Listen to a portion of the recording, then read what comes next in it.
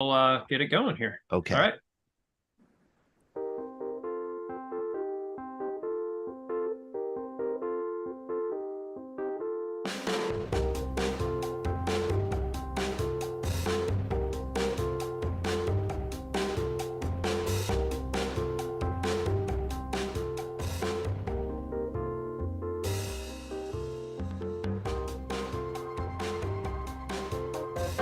Hello, everybody, and welcome to VBC Happy Hour. This is Todd DiPastino. I am the executive director of the Veterans Breakfast Club. I have the best job in the world. Love talking with you guys about history, about your stories, about your service. And mainly because, I grew up I'm a historian, I'm not a veteran. And this happens to all of us. I think eventually you begin to realize that your own life is now history. And our subject tonight really brings that home for me. Sean will learn that eventually. But 40 years ago next week, we came closer than we ever have to nuclear annihilation. And that includes with the Cuban Missile Crisis of 1962. The difference is 40 years ago, hardly anybody knew it. And many of us still don't know it today because it was shrouded in secrecy, really unknown to most American policymakers and leaders.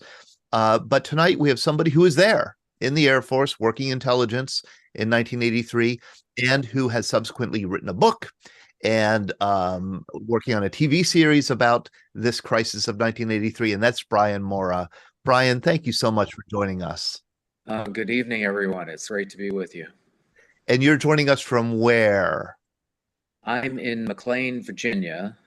We split our time between here and Sarasota, Florida is actually our permanent home now, but we still keep a place here in the DC area. Okay, very good. Yeah, that's right. I read a wonderful article on you in the Sarasota newspaper. So, we're going to talk with Brian about his service. We're going to talk with him about his research. We're going to talk with him about his wonderful book, The Able Archers, which is one of the best titles I've ever come across. It's I think a double or triple entendre. And we're going to get into the story of 1983 and the Cold War. We're also going to welcome Carol Vandenhend at 8 o'clock to talk a little bit about her new book coming out. But first, we have a few announcements. And Sean, I'm just going to share my screen here. The first, of course, is we want to thank our sponsor, Tobacco-Free Adagio Health. The Tobacco-Free helps to underwrite VBC Happy Hour. They provide health, wellness, and nutrition services and support throughout Pennsylvania and West Virginia.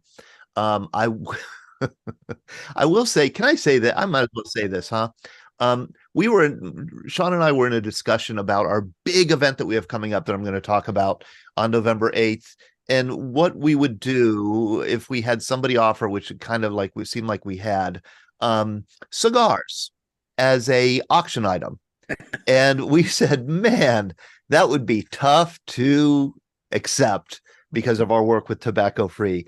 Tobacco Free is their program, is the Adagio Health program, dedicated to preventing and reducing tobacco use, educating people about tobacco hazards and secondhand smoke, and advocating for policies that build healthier places to live, work, and play. People can find out more about tobacco-free Adagio Health at tobaccofree.adagiohealth.org. And if you're looking to quit, because we all know that the military encouraged you to smoke, if you are looking to quit, Pennsylvania at least, there's a wonderful quit line, 1-800-QUIT-NOW. That's 1-800-QUIT-NOW. And they could counsel you or a loved one as you want to quit. We also have another episode. Is it the final episode, Sean, of Lioness? I'd like to say, hey, we've been pitching this as a mini series, but it seems like there are more women coming out to say, hey, I have a story too. This is a new episode that just dropped today. I'll put the link into the chat. It's a great conversation. One of the women who was a Marine FET, female engagement team, she was one of the ones that came back and was a part of the lawsuit against DOD to get rid of the combat exclusion policy. So we get a lot of her story, what the FET teams were doing, and we also get some of the story about what the trial was like. She's absolutely amazing. But look forward to more Lioness, because Daria, who is host, and Shannon, they're excited to bring more women to this podcast to share their stories. So we have at least one more planned, and then we'll see where we go from there. But I have a feeling like it's going to take legs and grow legs and keep going. Daria and Shannon have been very generous with their time and expertise and energy and knowledge in helping us develop with you this podcast. So this is episode number what? 8. Number 8. Okay, very good. What a fantastic story. What a fantastic group of people. Thank you, Sean, for spearheading this project. VBC Happy Hour is something Sean and I both do every Monday night at 7 p.m. Next week, 7 days, 7 nights from tonight, and this is Halloween Eve, we are welcoming one of the last of the Montford Point Marines, Ambassador Theodore R. Britton Jr. He joined the United States Marine Corps in 1944 when the Marine Corps was not happy about having Black Americans in it at all.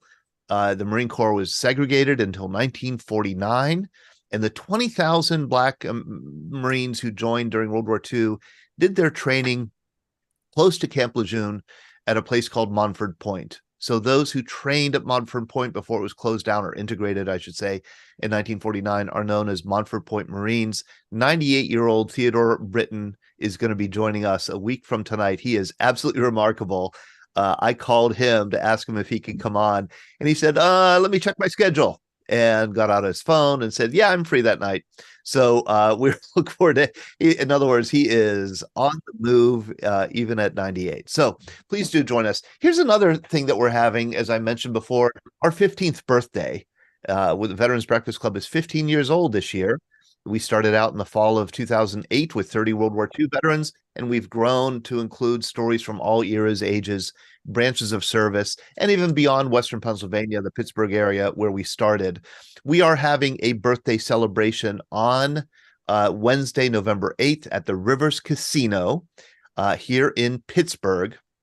It will not be streamed, I'm very sad to say. It's going to be sponsored by UPMC for Life, and we have other sponsors, and it's going to be something of a fundraiser for the Veterans Breakfast Club. And I have to say, it's going to be the largest Veterans Breakfast Club event we've ever had. As of today, Sean, there are 545 people reserved for the event for the Rivers Casino. So join us if you can. You can go to our website. It's a big event. We're going to be we'll be getting out more information on Rocky Blyer, the Pittsburgh Steeler, is going to be speaking. Ed Cottrell, who might be on tonight, he usually comes on, is going to be there. He's coming up from North Carolina, is going to share his story. Julia Parsons, who just joined us this second, 102 and a half years old, Navy Wave codebreaker. She's going to be there and be honored. And we have some wonderful auction items, including things that Julia signed to auction off. So join us if you can. The other thing that we both, Sean and I, want to announce is on Monday, November 27th, we're recruiting anybody who served at Guantanamo Bay Naval Base. Guantanamo, it's been 120 years that the United States has leased this little 45 square mile part of land on the ocean in the southeastern tip of Cuba for $4,085 a year for the past 120 years. Cuba retains sovereignty over the area, but they lease it to the U.S. It's a distinctive place to serve, certainly distinctive since they added a detention center in 2002. But we won't be necessarily talking about the detention center, just what it's like to serve at Gitmo. Sean, I know that you've gotten a large group of veterans who've served there. We're looking for as wide a time period as we can to get people who served there recently, longer ago. Probably no 1903 folks, but that's what we're looking for. So that's it. I'd like to introduce our guest. This is Brian Morra. Brian has this wonderful title, The Able Archers. Able Archer was the name of a war game or a exercise in 1983 that was focused on escalating, I think, from a conventional war to a nuclear war in NATO, and it absolutely scared the Soviet Union. And that's where you got the title of your book, Brian, right? It is, yes. It's a play on the name of the Able Archer 83 exercise. Yes. You were in the Air Force in 1983.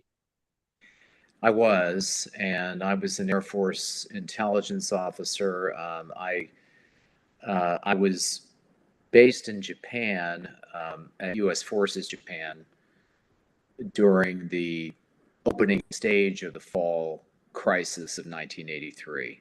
And I could talk about the chronology in a moment. And then uh, I was scheduled to rotate in late October of 83, and I did, and I went to a um, special intelligence unit in DC from Japan that was providing some support to the folks that were concerned about Able Archer 83, but specifically the Soviet reaction to Able Archer 83. When did you join the Air Force?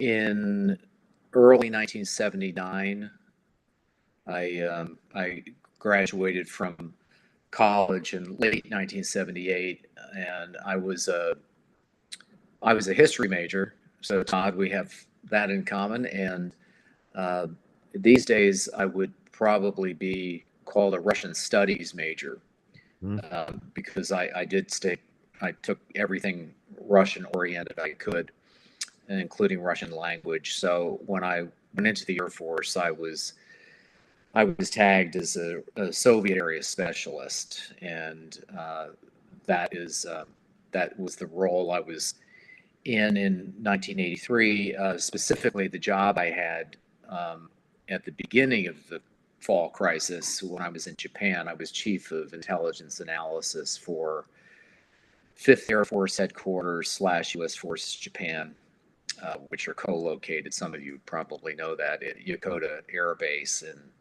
the western suburbs of Tokyo. So that's where I was in, and then as I said, I transitioned to Washington D.C. Right before the Able Archer exercise started. So you joined the Air Force at I can't say the height of the Cold War, but certainly during the Cold War. And like me, I mean, anybody who came of age during the Cold War, maybe was an adult during it, I think very few of us ever imagined it ever ending. Yeah, I think that's right. I think very few people envisioned that the Soviet Union would unravel, and most of us were surprised at the rapidity of its unraveling. Not just the Soviet Union itself, of course, but the Warsaw Pact.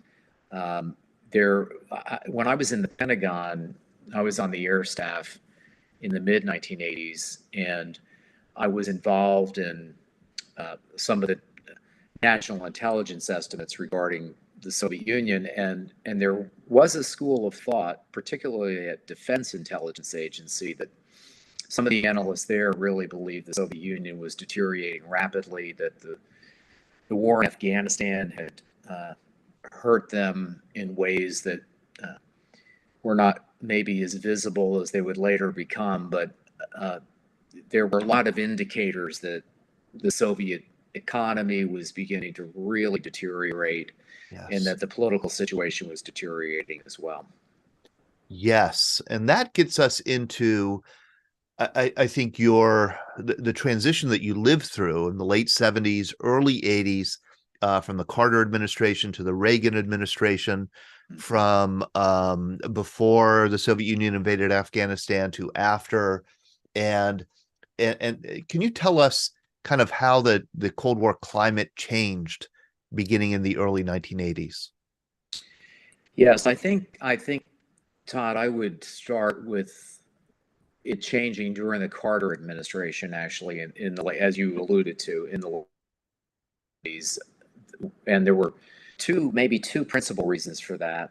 The first was the Soviets deployed a new class of intermediate range ballistic missiles, the SS-20, to the western military districts of the Soviet Union.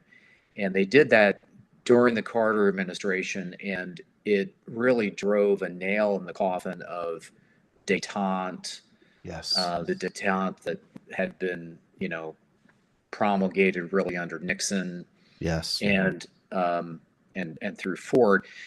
And then the second event was you've mentioned it already, the Soviet invasion of Afghanistan, which happened around Christmas time in 1979, and that was the last straw, I think, for Jimmy Carter and for much of NATO and our other allies. They saw that between the deployment of the SS-20, which was deemed to be a very destabilizing weapon system, that it destabilized the nuclear balance in Europe, and then the Soviet invasion of Afghanistan. I think those two events really were the death knell for détente and paved the way in some respects for the election of Ronald Reagan in 1980. And I forgot to, Brian, I should tell you that I'm going to be not interrupting, but I'm going to be showing images. Oh, yeah. Bring something up. Sure. And I'm glad that you weren't thrown off by that. I just wanted to show people what you were talking about. So Ronald Reagan then does get elected. And what is the Soviet Union's response? Is this when they were doing the correlation of forces, or had they been preparing that study even before Reagan got into office? The correlation of forces was a major study that the Soviets did every 5 or more years. I don't know if there was a regular periodicity to it, but they did it roughly, every 5 to 10 years, I guess. In any event, there was a correlation of forces study that came out around 1980, and it spooked the leadership in the Kremlin because it did show that the Soviet Union was falling behind the West in just about every way you could imagine. Economically, as this shows GDP per capita, technologically, they knew they were falling behind. They knew they were falling behind in terms of social development and the education of their population. And then lastly, they feared they were falling behind militarily. And the election of Reagan really spooked them for a number of reasons, but a principal one was that Reagan, if you remember, in 1980, he ran on a platform of rebuilding America's defenses. And that really spooked the KGB and the leadership in the Kremlin to the point where, and this is quite relevant, the point I'm about to make, to 1983. In May of 1981, Yuri Andropov, who was chairman of the KGB, got together with Leonid Brezhnev, who was general secretary of the Communist Party, and they launched the largest intelligence operation in Soviet history since the end of World War II. And you've got it exactly right. It was Operation Rion, and Rion is a Russian acronym that stands for nuclear rocket attack. And Rion really begins with a premise, which is we think the West is plotting a nuclear first strike. So KGB, GRU is Soviet military intelligence, offices all over the world were ordered to find indications that would support that premise. And the election of Reagan kind of gave that more fuel. And Rion was started shortly after Reagan was elected and began to office. Many of the people here will remember, I think, when it was an open question about what civilization would be moving ahead, which one would win. Would it be the capitalist West or would it be the communist East? Because in the 1930s, during the Great Depression, it seemed like, Stalinism was the future. Even after World War II and, into the 1960s, 1970s, I think North Korea was considered the more promising of the two Koreas. But then it does begin to change, around the 1970s, 1980s. South Korea starts to take off.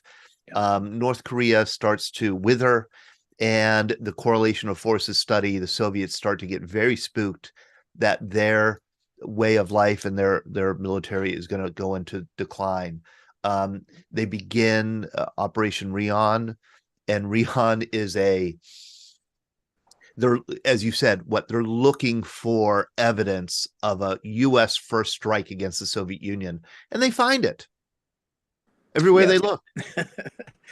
Yeah, and one of the places they find it is in an agreement that was actually made within NATO when Jimmy Carter was still president, which was that in reaction to the SS-20 deployment, NATO agreed to host a new class, a new generation, I should say, of U.S. nuclear weapon systems, notably the ground launch cruise missiles, which eventually went to and were based in the United Kingdom, and Pershing 2 ballistic missiles, which were based in West Germany. And those missiles, November 1983, there you go, those missiles began to show up at their bases in late 1983. The Soviets viewed the Pershings and the Glickums as both very destabilizing and as first strike weapons. The Pershings could reach, at least nominally, Moscow in 6 or 7 minutes or so. And so the Kremlin viewed the Pershings as decapitation weapons, that the U.S. could use those to decapitate the leadership in the Kremlin with little warning. Now, haven't I heard also that Operation Rion found made bizarre correlations between like blood prices in London, when the lights are going on and off, and government buildings, that this is all preparation for a first strike? Yes, yes. Even the number of pizzas delivered to the White House, and yes, all sorts of indicators like that, and some indicators that were a little bit less silly, but yeah, they were observing strategic air command bases, and looking at the number of B-52s on alert, and a whole host of things they were examining. But from the sublime to the ridiculous, as you just suggested, Todd, you're right.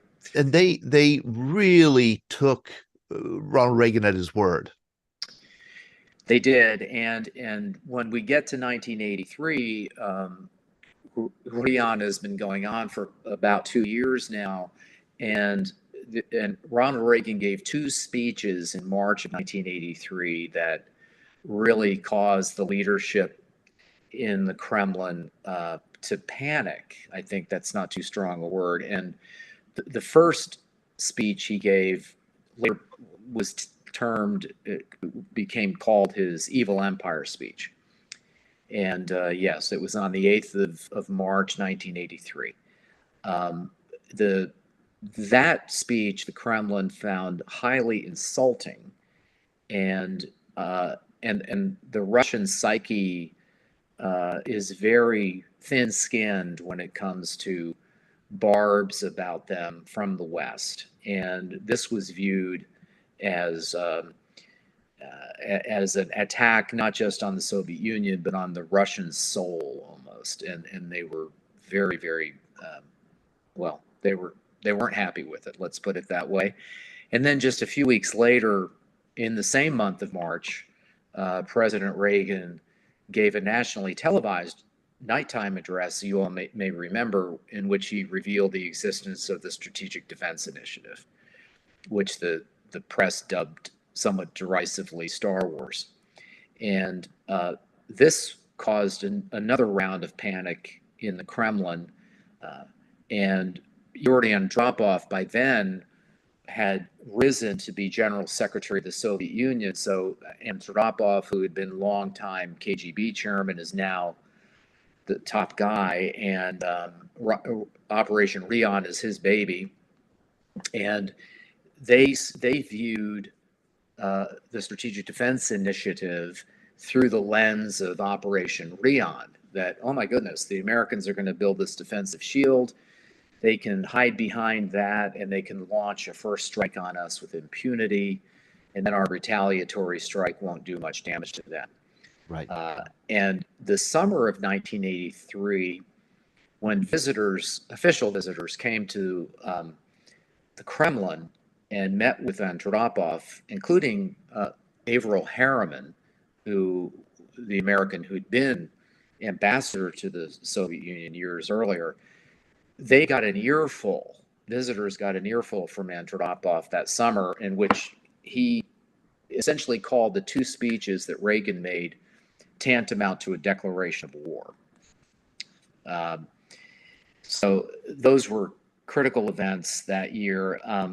And around the same time as Reagan's SDI speech, the United States Navy conducted a very, very large and quite a highly provocative exercise called Fleet X-83 in the North Pacific.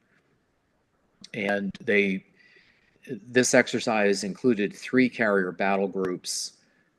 The U.S. Air Force participated too, with a lot of aircraft. And they went, as this chart shows, they went up into the Sea of Okhotsk, which is a bastion area for Soviet SSBNs, for their ballistic missile submarines. And this exercise really embarrassed the Soviets because they essentially lost track of this massive flotilla. And when the exercise was winding down on the 2nd of April, 1983, 2 of the carrier battle groups were transiting the Peril Island chain, which is at the southern end of the Sea of Okhotsk. And F-14 and F-4 fighters overflew Soviet territory in the Kuril Islands on that day, including flying over military facilities. And the Soviet Air Defense Forces failed to get any of their fighters airborne to intercept these F-4s and F-14s, even though they had a squadron, I think, maybe a squadron and a half of MiG-23s in the Kuril Islands at their fighter base there, but they never got off the ground. And the Soviets protested this overflight, and it precipitated then a massive air defense alert throughout the Soviet Far East that lasted from April until the shoot down of the Korean airliner on the 1st of September 1983. So that entire summer there was a massive air defense alert. Brian, you taught me, and I encourage people, even if you don't, I encourage you to read the book, but even if you don't, and Sean's going to put a link to the book, if you Google Brian Morra, he has a set of wonderful articles and interviews on YouTube about Able Archer, about 1983. And Brian's the one who taught me that there was such a thing as a Sea of Okhotsk. Okhotsk. Okhotsk. Yes. It's easier said than done. Yes. I'm completely unfamiliar with it. But this is considered Sakhalin here, the Kuril Islands. Half of the Kuril were Soviet, half were Japanese, maybe? No, actually, all of the Kuril Island chain is Soviet. They took those islands from Japan at the end of World War II. How about today? It remains the same today. Okay, it's Russian. So this is Russian territory, or Soviet territory, and this is where 20,000 sailors and 40 ships and 3 carrier groups conducted exercises. And the response was this.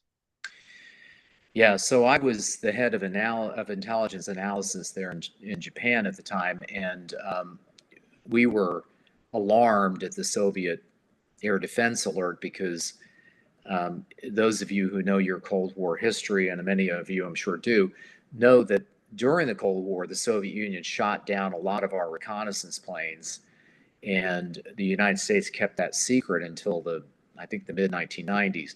But in any event, our air crews were very concerned about the provocative nature of what they were seeing.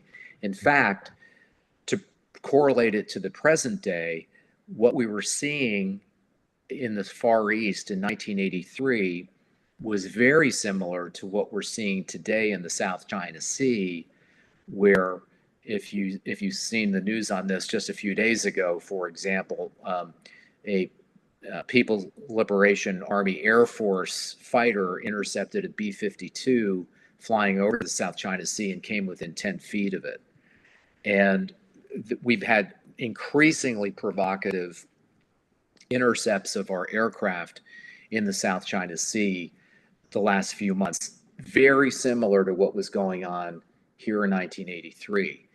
And as I mentioned, and as this chart shows, it really culminated, this air defense alert culminated in the shoot down of a Korean airliner on the 1st of September 1983. Killing 269 people.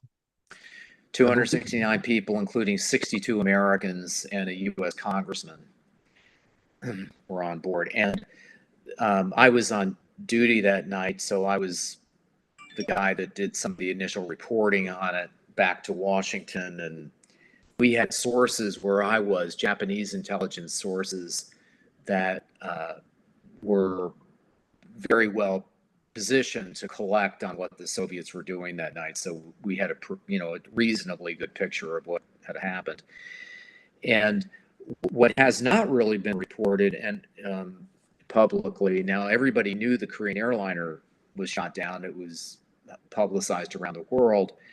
But about two days afterwards, the Soviets attempted to shoot down a U.S. Navy EP-3. And many of you will know an EP-3 is the intelligence collection version of a B-3, has a crew of about 24 people or so. And so two MiG-23s were given target destruct orders on an EP-3, and I was in the command post when, I reported that to our commander, who was a 3-star, and he ordered 4 F-15s that we had on combat air patrol to intercept those MiGs, and we came within seconds of having a shooting war with the Soviets. Fortunately, the EP-3 took evasive action, and its evasive action was successful, so there was no need for any air combat, but we came within seconds of having air combat directly between the U.S. Air Force and the Soviet Air Force. That was on September 3rd. So the tensions were sky high. And again, for those of you who were around at that time, you'll remember, and President Reagan gave a speech about the Korean airline shoot down, in which he called it the Korean airline massacre, and intentional mass murder, I think, was another phrase he used. Yeah. And it was not, I mean, you were on you had a front row seat, I suppose, to this drama. And that was not at all what happened from a Soviet point of view. Yeah, it really was the result. The shoot down was the result of a collection of errors that night. The first error was the Korean airliner its crew making a navigational error and going way off course, as your map showed. And the Soviets, again, they'd been on this high alert since early April. We knew their crews were exhausted, their airplanes were wearing out. And on that night that the shoot down occurred, the Soviet Air Defense Force was extremely confused. And they didn't know what it was. They knew they had an intruder. Their best guess was that it was a U.S. Air Force RC-135. And I think right up until the time of the shoot down, most likely they thought they were shooting down a U.S. Air Force RC-135. Wow. And I'm going to apologize to everybody. I still am, believe it or not, getting over this COVID that I had 3 weeks ago, and you saw me coughing and hacking. And if I do that again, I'll pause the or mute myself so you're not subjected to it. But there's one other thing, Brian, one other part of the story that I suppose that I find so fascinating, and you actually dedicate your book in part to this man right here. Yes, I dedicated the Able Archers to 3 men. One was General Charles L. Donnelly Jr., who was the commander in Japan at the time, and he's the guy that called back those F-15s. And he said in the command post to a few of us, he said, "I'm not starting World War III this afternoon." And you heard that firsthand. I heard that. I was standing a few feet from him, yeah. And Lieutenant Colonel Stanislav Petrov, who's shown here, he was a Soviet air defense officer, but he was an engineer officer. He was a specialist in signal processing, actually. And he was on duty the night of 26, 27 September 1983 in the National Missile Defense Center of the Soviet Union, which is located about 100 kilometers south of Moscow. And Petrov, shortly after midnight in the early minutes actually of 27 September, his command center received signals from their missile warning satellites saying that there were ICBM launches from Grand Forks Air Force Base coming at the Soviet Union. And there were 3 different waves of missile launches, which turned out to be false alarms, of course, that occurred over a period of 25 minutes or so. And Petrov had to make decisions very rapidly about what he was dealing with. It was fortunate that he was on duty that night, and he was only on duty because he was subbing for a sick colleague. It was fortunate because he was the signal processing guru for these missile warning satellites. So he knew intimately the pluses and minuses, the strengths and weaknesses of these satellites. And he made the determination that night that these were false alarms that the satellites were reporting. And he initially did not advise his leadership of anything. He just decided these are false alarms. It was not until, I believe it was the final wave of spurious missile launches that he informed his leadership, and he advised them, not to retaliate. But he stood his ground that night and advised against retaliation. So Petrov, I think, is someone who deserves recognition. He didn't get it at the time. He somewhat belatedly did later in life. His career was actually destroyed by that incident that night because he embarrassed very senior officials who had approved the operational status of those missile warning satellites. So he was never promoted again. But Petrov. And we, of course, in the West, we did not know of that incident. We did not know that it occurred. Had we known that had occurred, given the tenor of the times, the tension that we had coming out of the Korean airline shoot down, I'm not sure how the West would have reacted, but it would have shaken our trust in the Soviets' ability to control their own nuclear forces, for sure. Yeah. And he had very sound reason not to retaliate. From what I've read, Petrov understood that if there is going to be a first strike from the US, it's going to involve hundreds of missiles all fired at the same time, not like ones and twos and from the same location, correct? Yes, and there's some in some of the Soviet reporting, it indicates that they did get signals not just from Grand Forks, but also from one other ICBM base. But your point is still accurate, Todd. Yes, context was important also, right, for him, and that, wait a minute, if they're going to launch, they're going to launch. They're not just going to do a few here, a few there, and see what happens. So context was also important in order for him to form a view of what was going on. Rarely is there a book that is dedicated to 3 people who save the world. Petrov is one of them. Donnelly is the other that you heard him say, I don't want to start World War III today. And then the third one is this man. Yeah. Yes, Lenny Perutz. Now, General Perutz figures in the final phase of the crisis, which is the worst phase, which is Able Archer 83. And at the time in November of 1983, Lenny Perutz was a 1-star general. He was the senior intelligence officer for the Air Force in Europe.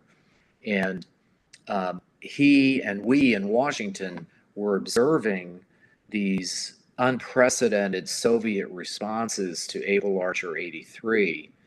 in the alerts that they were conducting both in East Germany, nuclear alerts in East Germany and Poland, and throughout their strategic nuclear force, which were alarming, and they alarmed General Perutz. And he reported up to the NATO leadership that, the Soviets, they're doing things we've never seen them do before. And he was asked, what should we do? Should we go to a higher nuclear alert ourselves? And he advised strongly against doing so.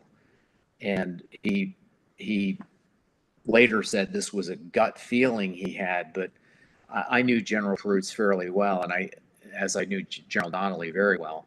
And I think Lenny kind of sells himself a bit short by saying this was a gut feeling I had. He understood the Soviets very well, and he knew in his gut and his mind that had we responded in kind to what they were doing on the other side of the Iron Curtain, it might not end well.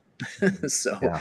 he advised very strongly to let's ratchet things down and let's bring the Able Archer exercise to a conclusion, and not further fuel the paranoia in the Kremlin.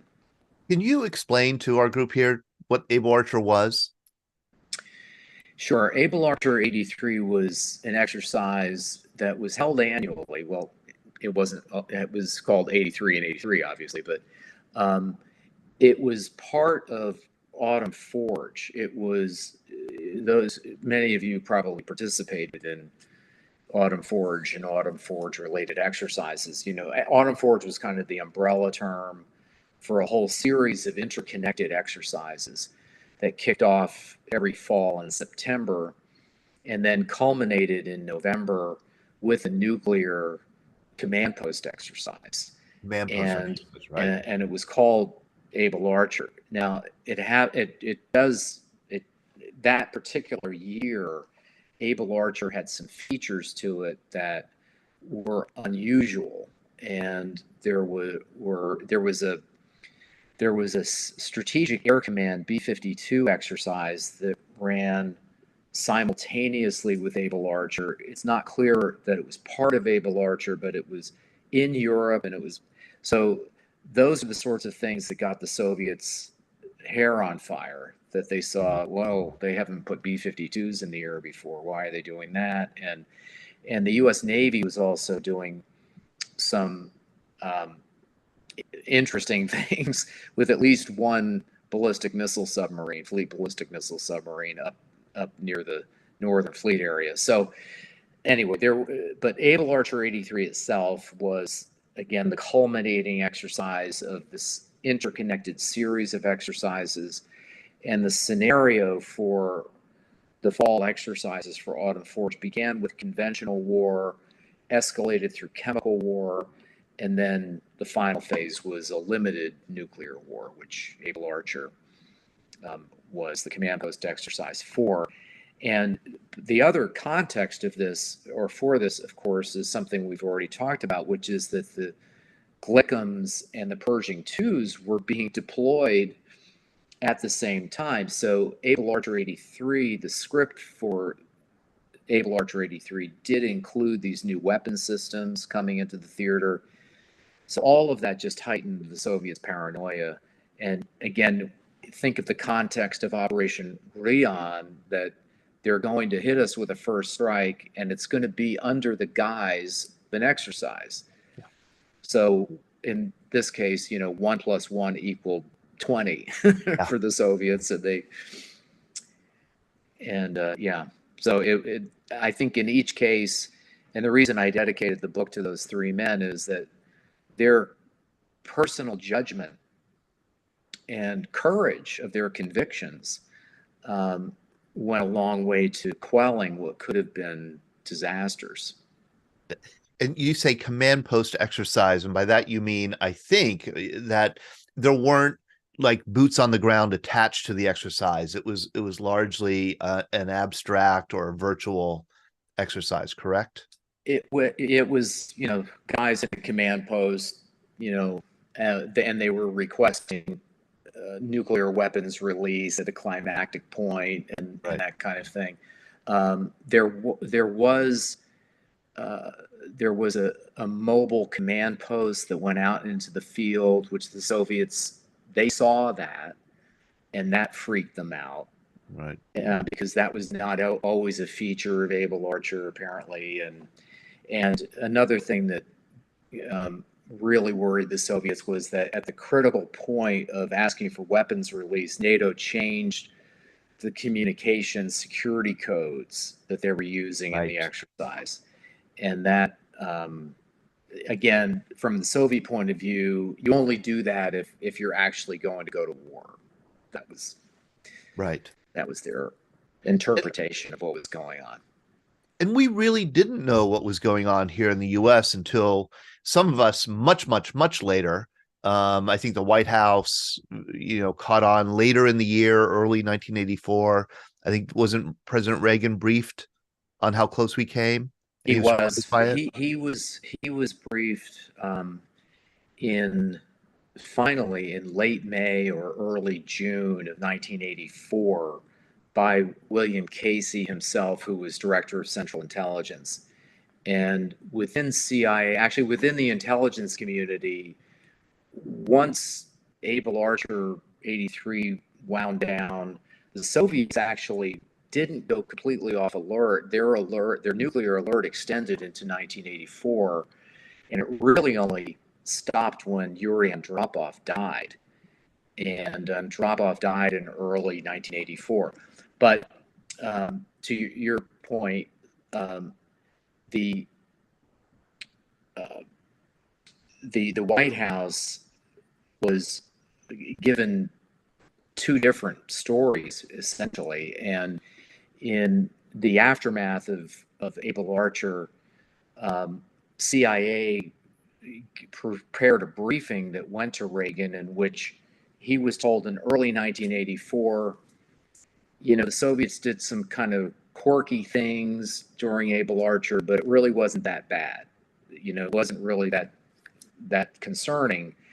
There were those of us in the intelligence community at the time, me included, who vehemently disagreed with that assessment.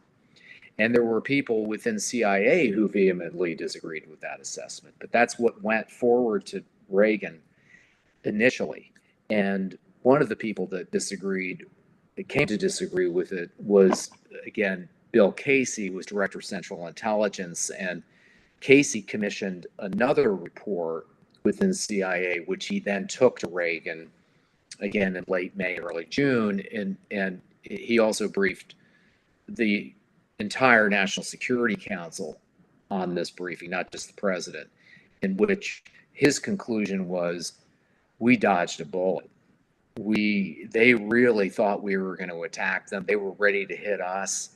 And, we don't know exactly how close they were to initiating a first strike, meaning the Soviets, but it was much worse than you were led to believe. And Reagan commented about that on that briefing in his diary in early June of 1984. And he said something to the effect that I had no idea the Soviets were really believed that we would hurl nuclear missiles at them in a first strike. And many see the aftermath of Able Archer, the aftermath of that whole period in the fall, and him being briefed in the summer of 1984 as a major, or contributing at least to his turning his view about nuclear war around and his view of the Soviet Union. And he, as all of you know, in his second administration after he was reelected, he took a very different orientation to the Soviet Union and to arms control, and became an aggressive arms control president. Right. What lessons do you think we have? Before I want to open up to questions and comments, and I think we have Carol here in the room, and I'll be having her talk about her book, and then we want to talk also about the TV series that you're working on, Brian. What lessons, kind of for today's world, do you think we can draw from this Able Archer crisis? Well, I think, and when I talk to intelligence community audiences, uh, some of the points I make are around insisting on objectivity in your analysis and not falling into the trap of mirror imaging the adversary, which I think many, many in the intelligence community, especially the CIA, did vis-a-vis this crisis. And um, they were simply of the opinion that the Soviets can't possibly think we're going to strike them first. It's absurd. It doesn't make any sense. Well, right, it doesn't make any sense to us, but given their context and the lens they're seeing the world through, it makes sense to them.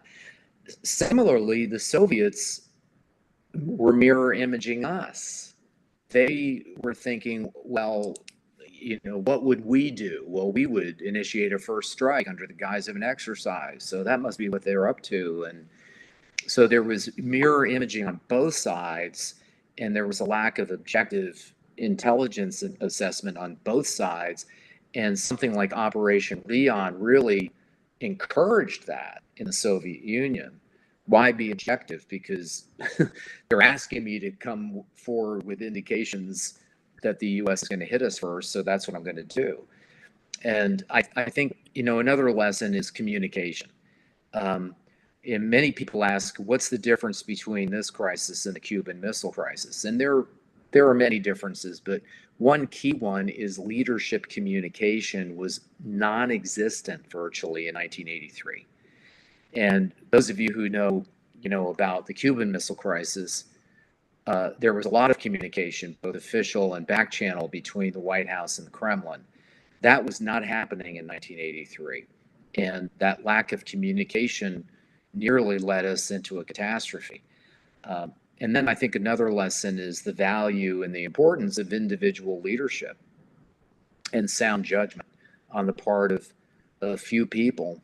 And in fact, one of the people I asked to write an endorsement for the Able Archers was former Secretary of Defense Bob Gates, and he did, and it's in the book, but I'll just quote from part of it, where he says, the Able Archers is also a powerful reminder of the value of human judgment and the continuing peril posed by nuclear armed powers. And I think that last point would be my last point, which is, for today, we need to think about how we're interacting with Russia and with China. And China, as many of you know, I'm sure, has embarked on a nuclear breakout. They want to become the major nuclear power in the world by the early 2030s. So we're going to be confronted with a tripolar nuclear world, which we've never faced before, not to mention North Korea, Iran, etc. So I think nuclear weapons, as much as we would hope they would be irrelevant in 2023, are not irrelevant. Those of you out there have never seen a book with such eminent blurbs. Not only you quoted Robert Gates, but also William Cohen, another Secretary of Defense, Jack Carr, who has the wonderful podcast, Reddit's Stavridis, Admiral Stavridis, General Brian Doug Brown, Admiral Timothy Keating. I mean, it goes on and on. Glassman. It's amazing. And Larry Cox, another Major General. And then Taylor Downing, who wrote the book on Naval Archer, the nonfiction book.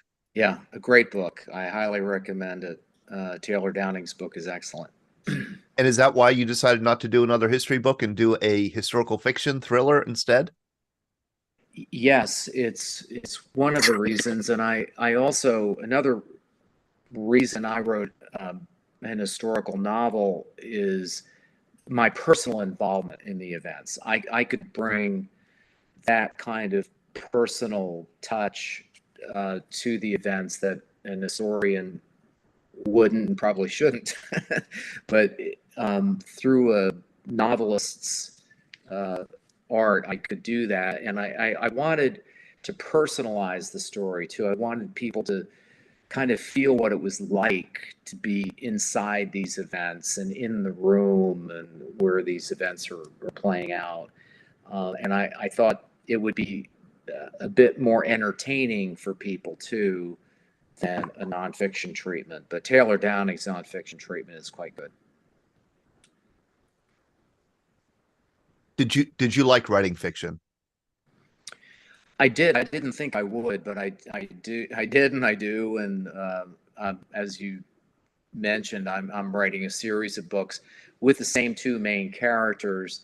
The Able Archers I tell through the eyes of a young officer who's based loosely or not so loosely on me, and a Soviet GRU officer who's older and much more experienced than my character. So you see the same events through two different lenses. You see the Soviet interpretation and the U.S. And then I in the subsequent books, the next one's coming out in April. Same two characters, same device. Again, you're going to see events through their eyes. This is the first. The Able Archers is the first of a projected 7 of these That's books. You think? correct. Yes. And a lot of the books are written, they'll be out, but you've been spending the past 12 months writing a treatment for a TV series called The Able Archers. Yes, and that's been quite a a learning experience because I've never written anything for television before, of course. But yeah, and the book The Able Archers was optioned last year by Legendary Entertainment, which is one of the biggest production companies in Hollywood, and they're interested in doing a limited TV series. Treatment I've written has 10 episodes, so we'll see what happens. Hopefully it'll get made, but nothing in Hollywood happens quickly, so it'll be a while. How great. I'm going to ask everybody in the audience to prepare questions, prepare to raise your hand, wave your hand. I think we have Carol Vandehend here in the room. There we are. Hi, Carol. we're going to go to Carol now just for a few minutes to talk about her book. This is another fiction writer. Carol, I owe you such an apology. I've booted people around over the past few years. Sean and I both have. We booked them for one date, get another guest, and and I don't think anybody's been kicked around more than you have. Listen, I have had 3 decades in business. I have, run businesses in the US, in overseas. And so adaptability is my middle name. Do not apologize. I am thrilled to be here and just honored to be with such an amazing author. Listening to Brian speak about his craft is impressive. Seeing the people in the virtual room with us here today, I'm just incredibly honored to be here with you. So no apologies needed. Would you ever write nonfiction? You're a fiction writer. I have thought about nonfiction because, and it's interesting because I feel like Brian and I should connect at some point, just hearing, what he's talking about. I do have a background in marketing and strategy. And so I do think there are things I can contribute when it comes to that perspective. But also when I think about my next set of works, I am thinking about historical fiction. So super interested to check out Brian's work as well. What period? I'm really interested. Well, so there's a personal connection. We were just talking about China and the threat that can be to the rest of the world. And I certainly feel that kind of in my bones as well. But I'm actually ancestrally, even though I was born in New Jersey, but I'm ancestrally Chinese. And so that period when the communists took over China and just fractured that country, fractured families, I think is so telling and still relevant today. Clearly, when we look at refugees in the world and what's happening in the world, we can learn from when, power becomes too great or too inequitable. And I really want to explore that era. It personally had a huge impact on my own family. That's why I ended up being born in the US. And I am so incredibly grateful that I was born in the US. But it also, it literally fractured families. Like my mother's side of the family, for instance, ended up with my grandparents in Taiwan, where they had fled. Their youngest daughter went back to China with their wet nurse and thought that they would come back in a little while. And meanwhile, the borders closed and they did not see each other for 3 decades. Oh, Yeah, just heartbreaking. wow. Yeah, so you're a child of the Cold War. And you've just finished your third here in this trilogy, Orchid trilogy. Always Orchid is the third? Yes, and thank you for having me on 3 times. I've been on to speak about each of the novels because the entire series is inspired by combat wounded veterans and really pays homage to the experience of veterans who have, Yes. given up so much to fight for our freedom, and that incredibly inspires me. And you have gotten some great, just like Brian's, these great endorsements. I don't know where you how you find these people, but they find you and they read it. And man, it's quite a few veterans, wounded veterans. Yes, Brian, for instance, has worked with me right from the beginning through through all 3 books. And his fingerprints are all over Always Orchid, the latest installment of the Orchid trilogy. He helped talk to me about the heterotopic ossification that he experienced as a triple amputee after his Humvee was blown up by an IED in Iraq. And he has been so honest in sharing with me his experience, not just physically, but also emotionally. He writes about it in his memoir, which you can read. And he also just, shares with me just incredibly candidly. And that's the experience I strive to capture on the pages of the Orchid series. So although the characters aren't all military characters, Right. they actually go through the arc of some of the challenges that military characters can go through. So in, when we talked about Orchid Blooming a while ago, that deals with PTSD. Yes. Then Goodbye Orchid, I think this is the first one we talked about. It deals with physical, disability, and actually has won awards for disability awareness. So Right. just like Brian lost limbs in Iraq, the protagonist of Goodbye Orchid loses an arm and a leg in an accident, in a very heroic saving someone else's life. And then the finale to the trilogy, Always Orchid, actually pays homage to people who can become temporarily unhoused. And this is something that can face veterans as well. If perhaps when they come back, after serving so bravely, if their skills aren't necessarily seen as transferable to the workforce, and they totally are, leadership skills, problem-solving skills, it can lead to financial problems and, sometimes homelessness. Right.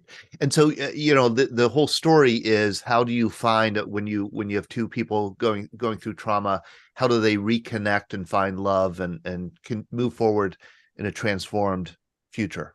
Yes. I think after the life-changing accident that befalls Phoenix, the main protagonist, he believes that he's become the exact wrong person for the woman he loves, Yeah. because she is sensitive to images of trauma, having witnessed the death of her parents as a child.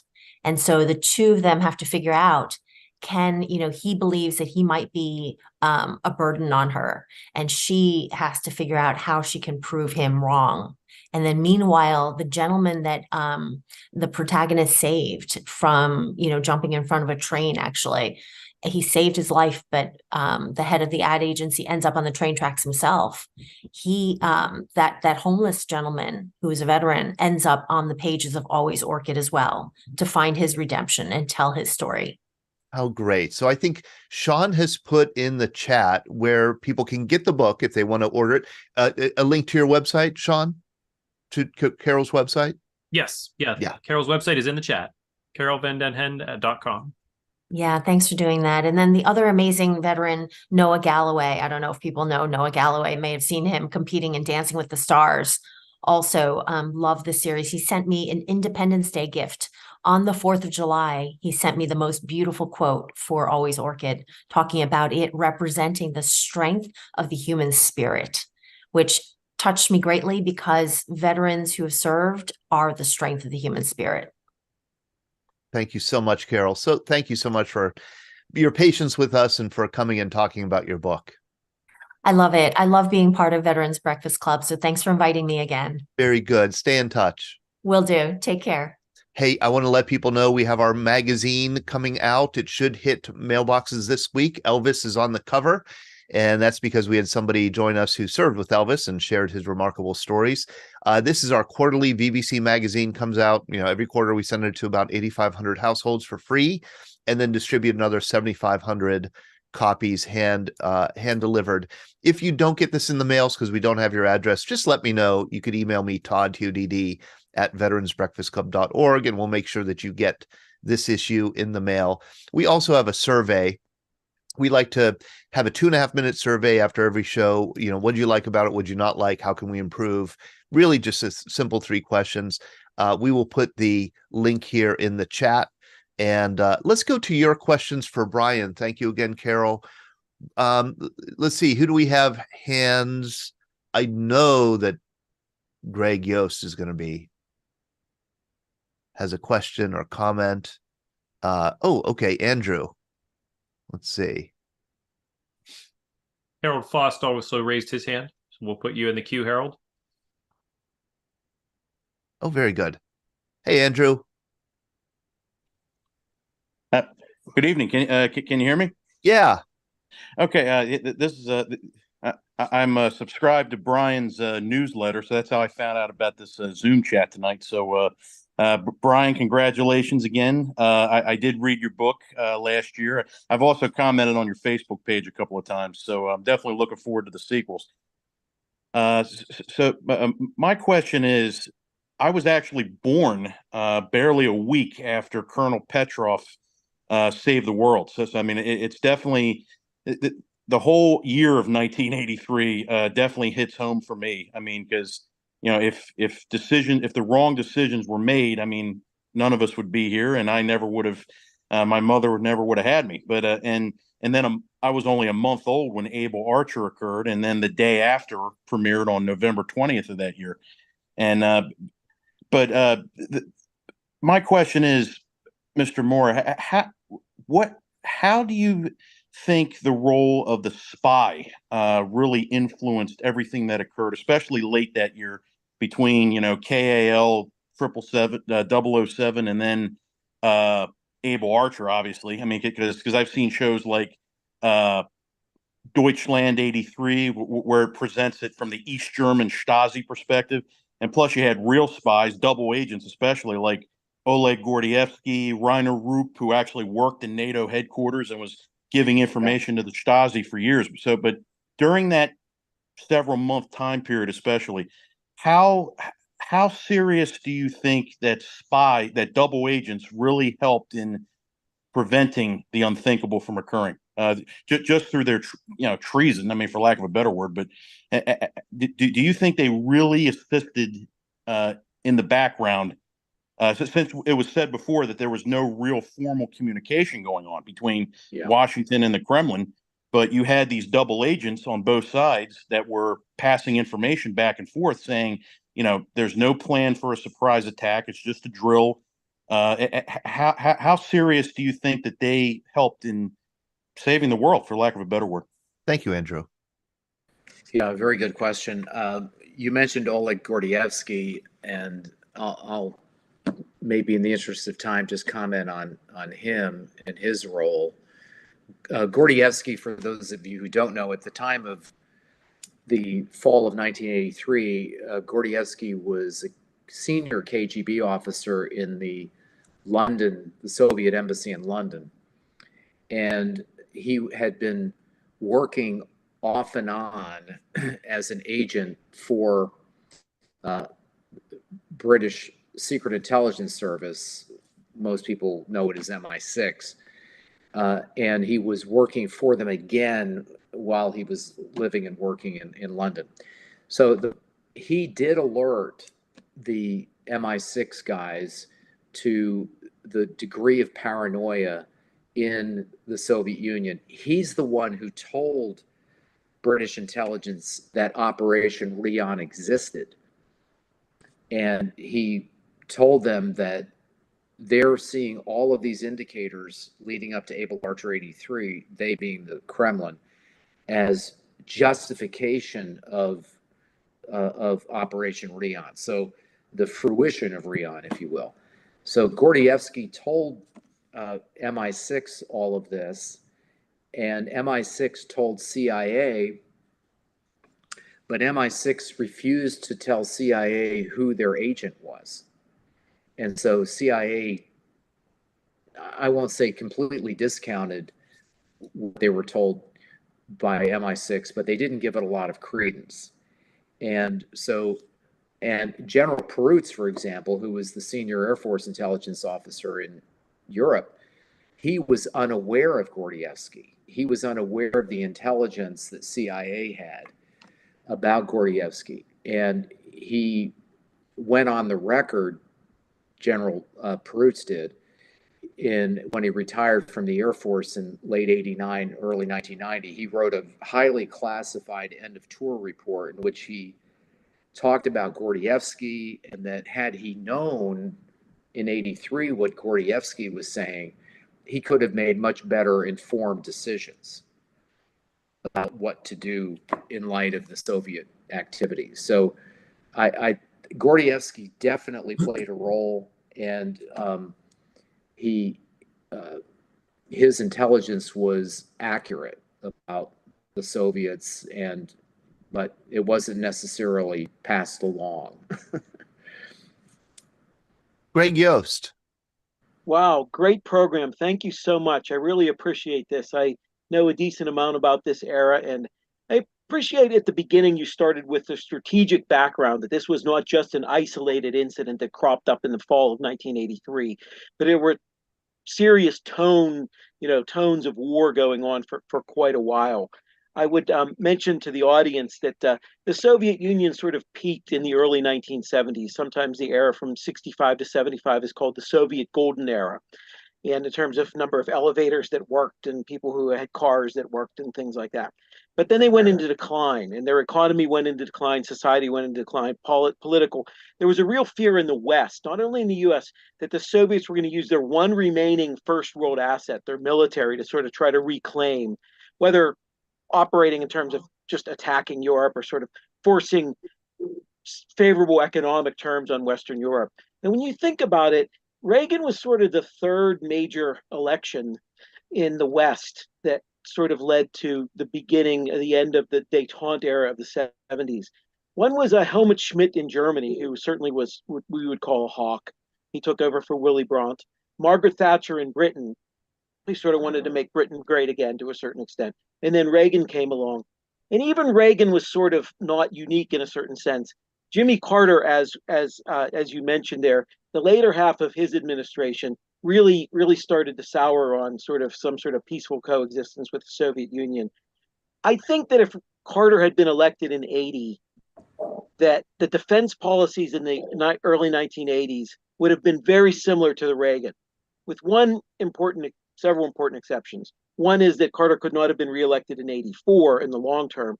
The other is the rhetoric that the Reagan administration came. Some of their people started to talk about winning a nuclear war. And that didn't go over well. So they changed winning to prevailing in a nuclear war. And it's pretty much the same. It's pretty much an Orwellian term.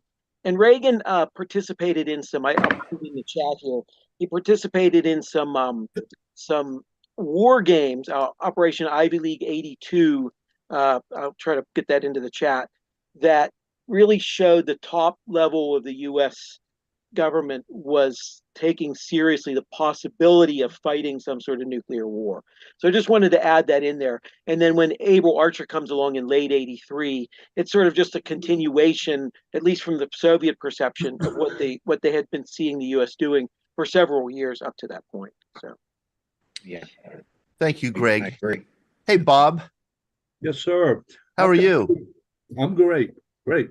Got two questions. I wanted to ask Mr. Morra what his take was on General Miley making a phone call, considering the dialogues that we have or don't have with Russia.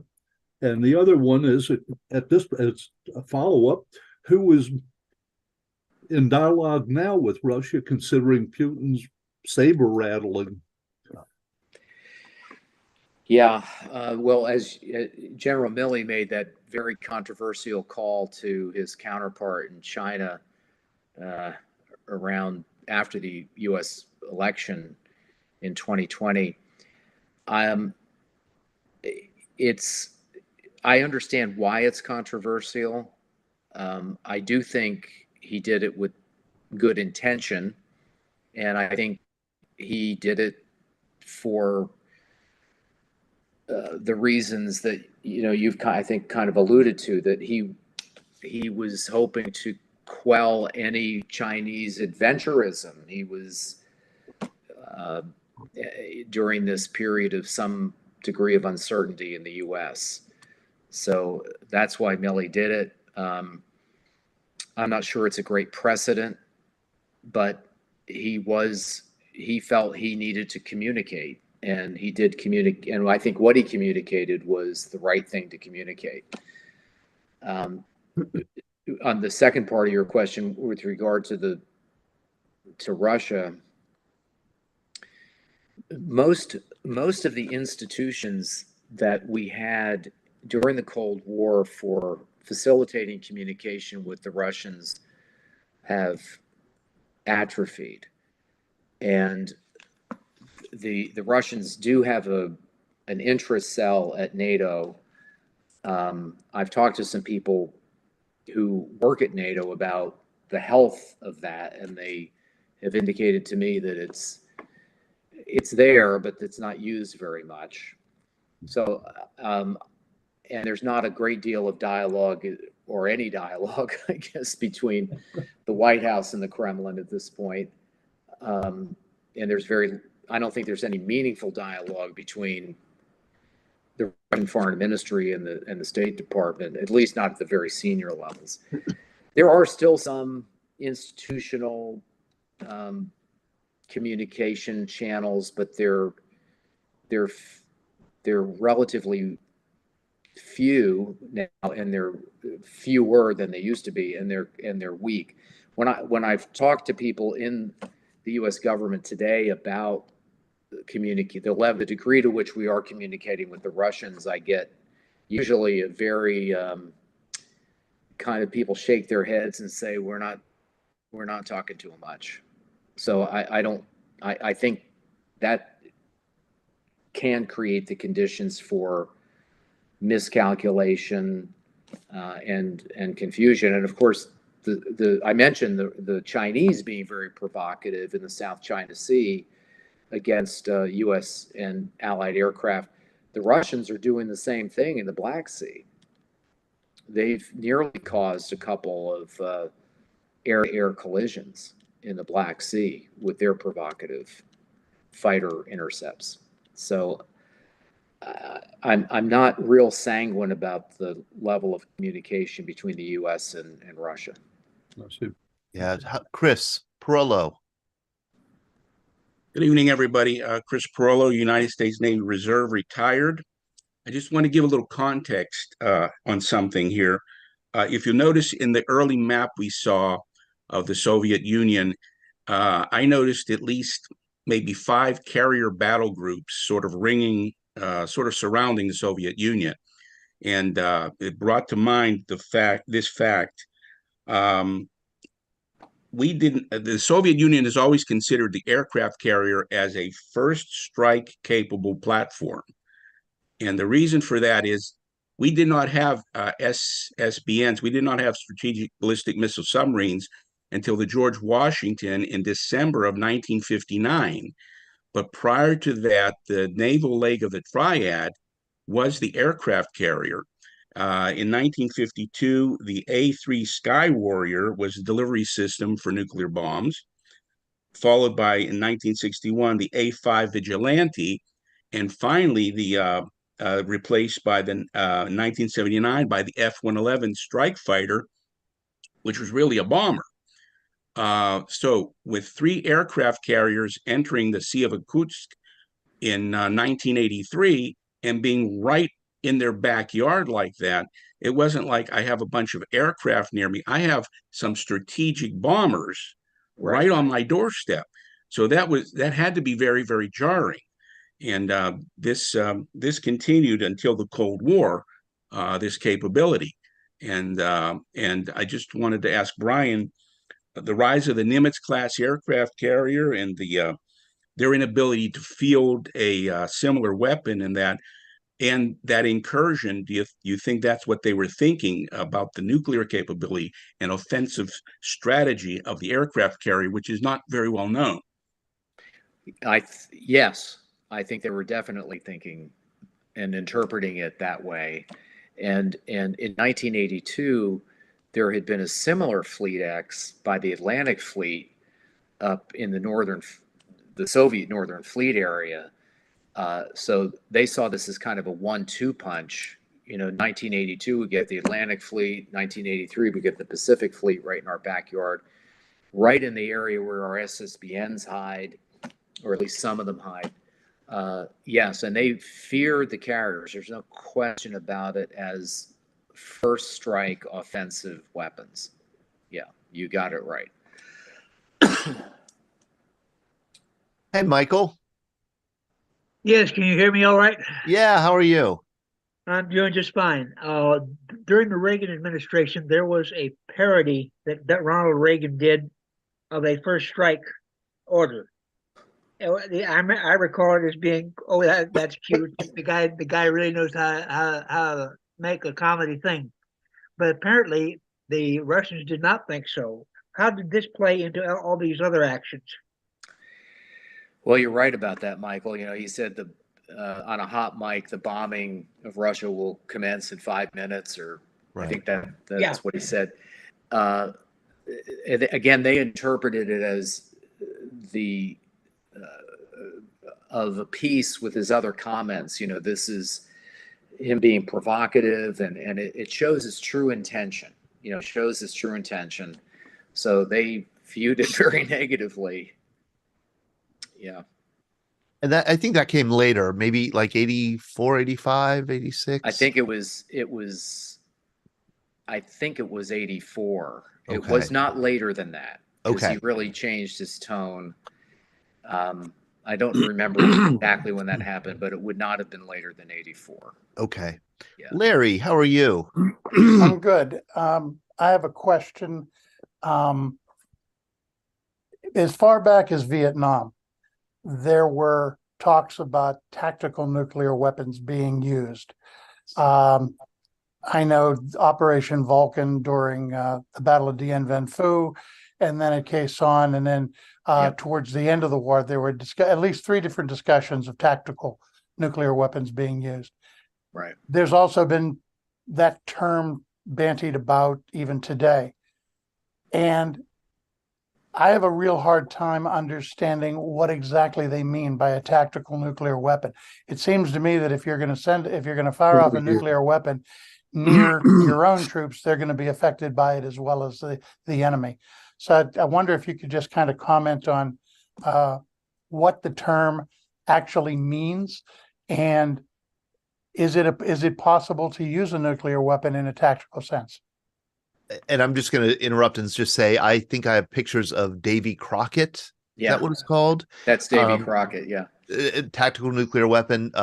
Rich Koch. Well beyond that. Yeah. Well beyond. Okay. Rich Koch, maybe you have a story too about this. I'm sorry, Brian.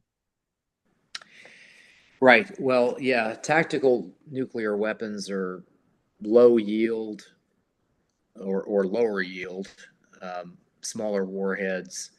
That both the blast and the radiation can be relatively contained, and in such a way that you can minimize the effects on your own forces. In recent times in the war in Ukraine, the Russians have saber rattled, as was mentioned earlier, about the potential use of tactical nuclear weapons, and I think they're serious about it. I think they're. Let me be careful about what I'm saying here. I don't think that there's a high probability that they would use them, but I think there is a probability that they would use them. I don't think they're just firing for effect, so to speak, with their rhetoric. And Russian military doctrine does call for the use of tactical nuclear weapons in certain circumstances. And they used to train for it pretty effectively back in the Soviet days. I don't know that they do any, that they really train that well for it anymore. But yes, they could. Many observers have suggested that if the Russians were losing on the ground in Ukraine, particularly if there was a danger of them losing control of Crimea, that might be the circumstance in which they might use a tactical nuclear weapon, and they might just use one just to show that we can. But it is possible to use tactical nuclear weapons in such a way that you minimize the effects on your own forces. George Kniss. Yes. You have something to say. Usually have something to say about this topic like this.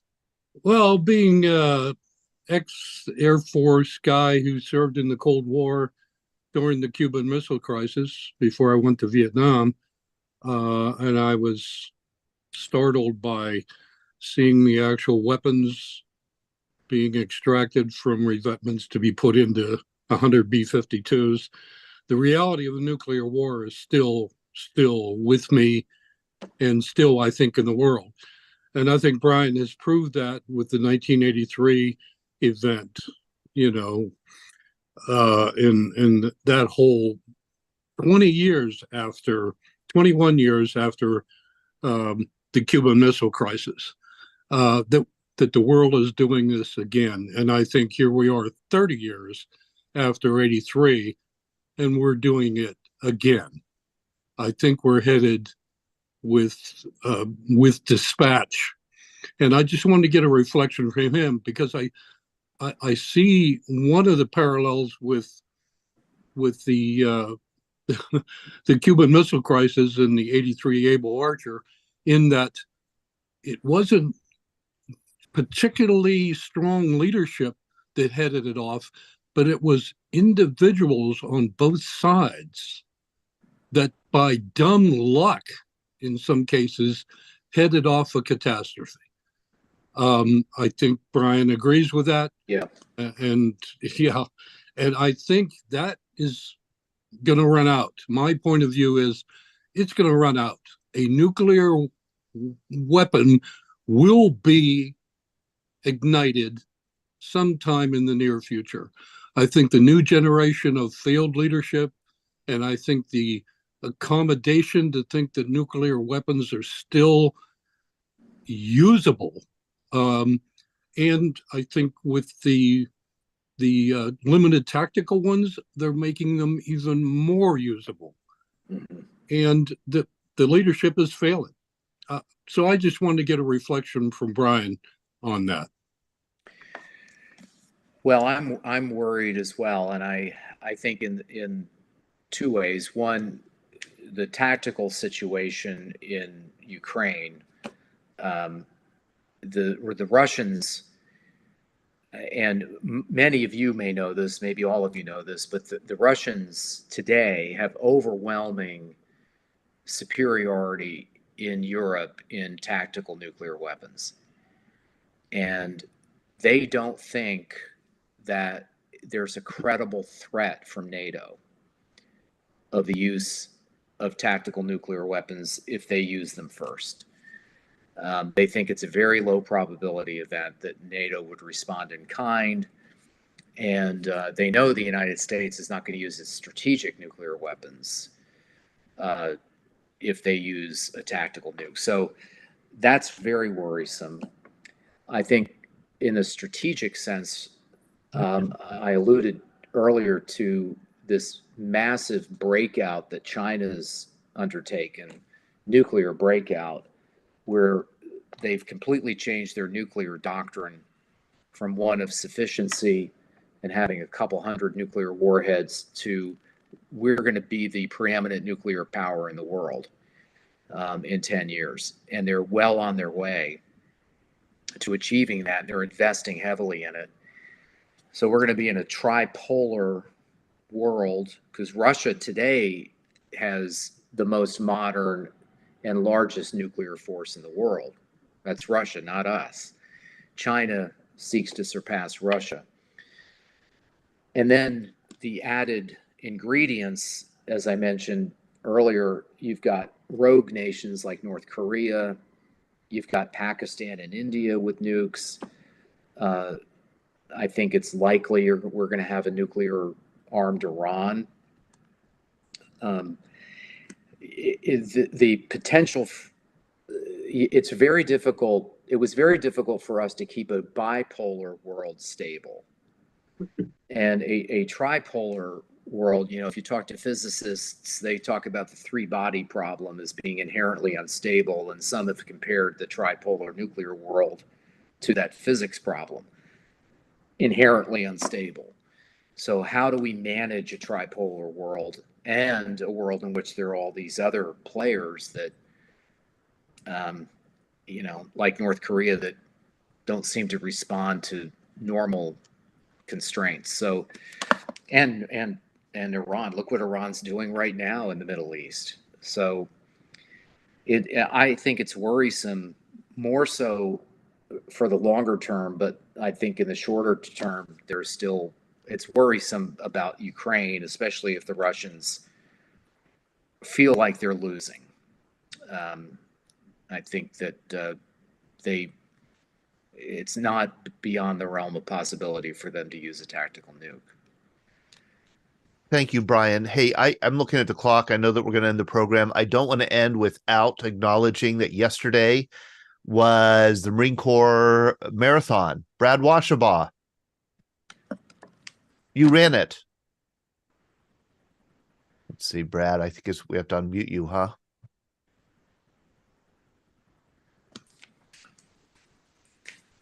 Oh, I'm sorry.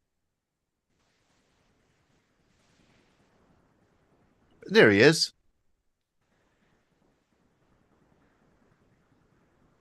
Hey, Brad.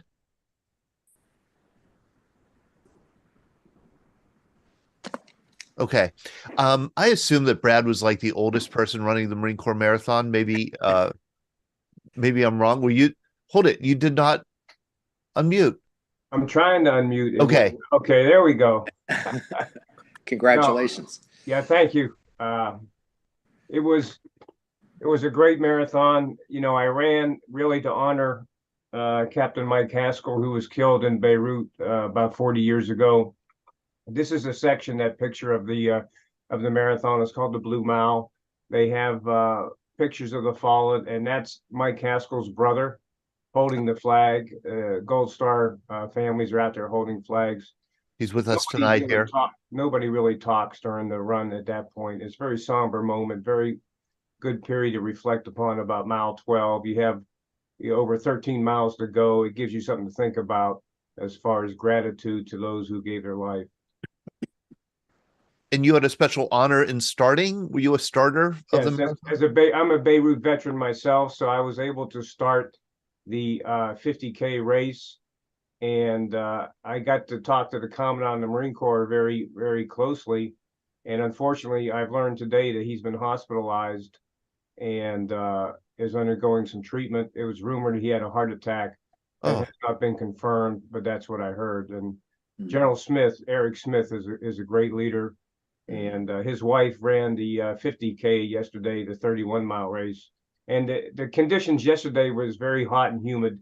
It was not a good day to run a marathon, but there was over 30,000 people out there. So it was quite an honor to start a race and actually to run it and to remember Mike Haskell, a friend that was killed in Beirut 40 years ago.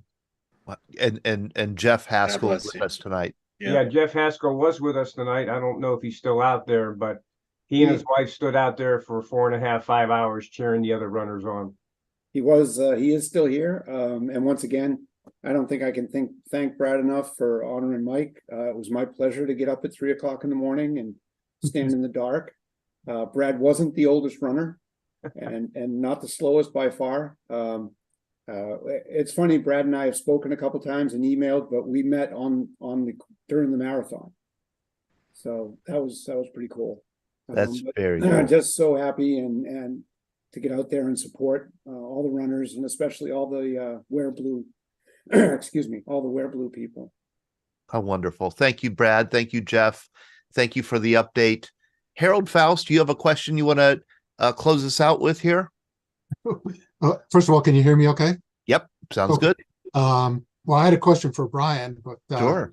I guess I'm naive because I missed this Able Archer thing and I lived through it. I mean, I knew the airliner was shot down, but I had no connection to Able Archer. Was one of my questions, has that been under wraps for a while, or am I just out of it? You're because the Cuban Missile Crisis, everybody knew it was going on every day. I mean, people were worried.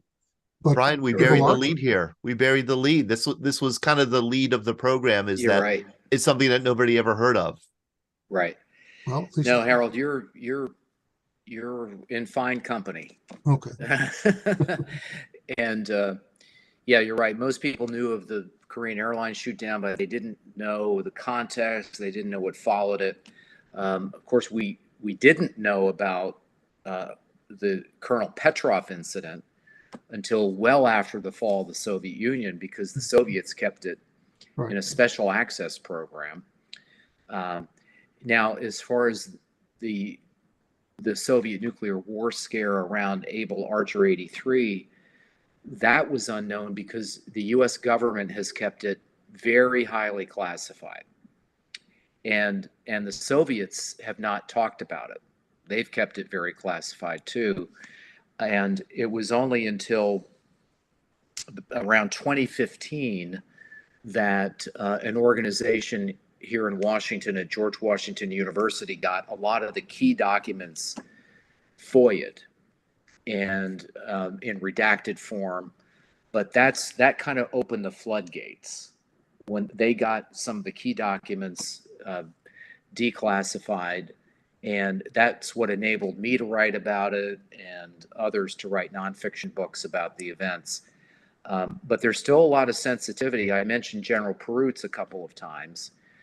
And General Perutz, when he retired as a 3-star, he was director of Defense Intelligence Agency when he retired. And he wrote a end of tour report in which he talked about Able Archer extensively.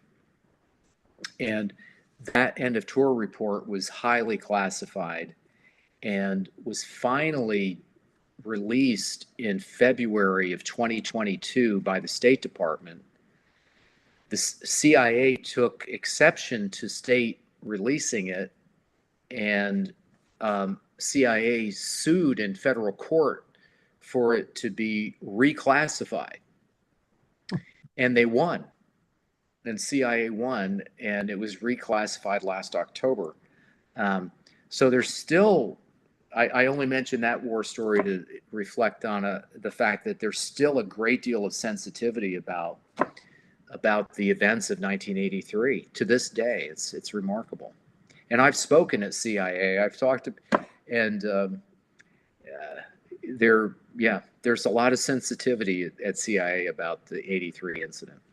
Thank you, Brian Morra, author of The Able Archers, Air Force veteran. Thank you, Harold Faust, for having the last question on this wonderful and fascinating program. I wish you all a happy Halloween tomorrow and hope to see you next week. Take care. Hope you Thank feel you all better. very much.